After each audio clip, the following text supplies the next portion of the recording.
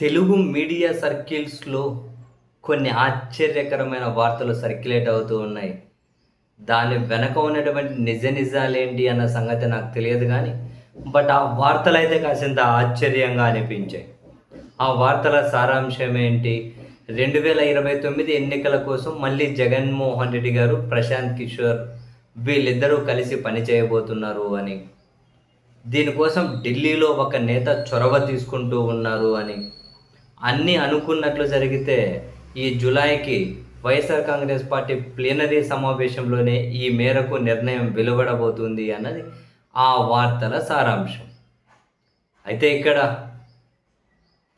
ఢిల్లీలో కీలక నేత చొరవ తీసుకుంటున్నారు అంటే, చొరవ ఎవరి కోసం తీసుకుంటున్నారు? ప్రశాంత్ కిషోర్ జగన్ కోసం పనిచేద్దాం అనుకుంటున్నారా? లేకుంటే జగన్ ప్రశాంత్ కిషోర్తో పనిచేద్దాం అనుకుంటున్నారా? ఢిల్లీలో కీలక నేత ఎవరి తరపున చొరవ తీసుకుంటున్నారు అన్నది తెలియదు. అది అర్థం కావట్లేదు. ఇప్పుడు పోనీ ప్రశాంత్ కిషోర్ వ్యూహకర్త నుంచి తప్పుకుంటున్నా అన్నాడు. బీహార్లో ఒక పార్టీ పెట్టాడు. అతను కనీసం పోటీ కూడా చేయలే. వాళ్ళ పార్టీ అభ్యర్థులు ఎక్కడ డిపాజిట్ కూడా దక్కించుకోలేదు.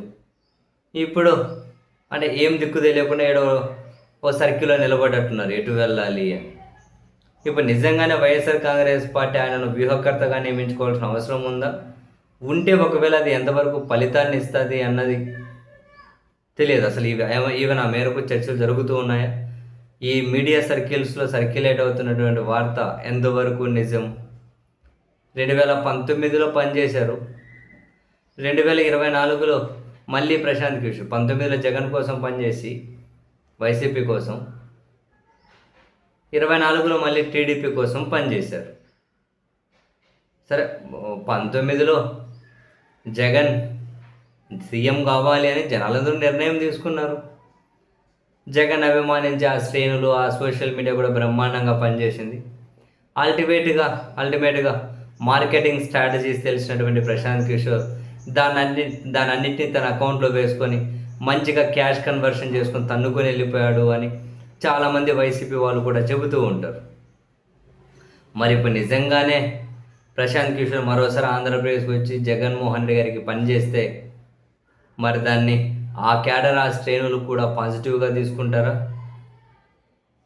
లేకుంటే అది ఎంతవరకు ఫలితాలను ఇస్తుంది? ఇది కేవలం రూమర్స్ మాత్రమేనా? చాలా సీరియస్ చర్చ అయితే జరుగుతూ ఉంది తెలుగు మీడియా సర్కిల్స్లో. మరి జస్ట్ రూమర్సేనా, లేకుంటే ఏమైనా నిజంగానే నిజం ఉందా? No clarity. బట్ వెయిట్ చేయాలి, చూద్దాం.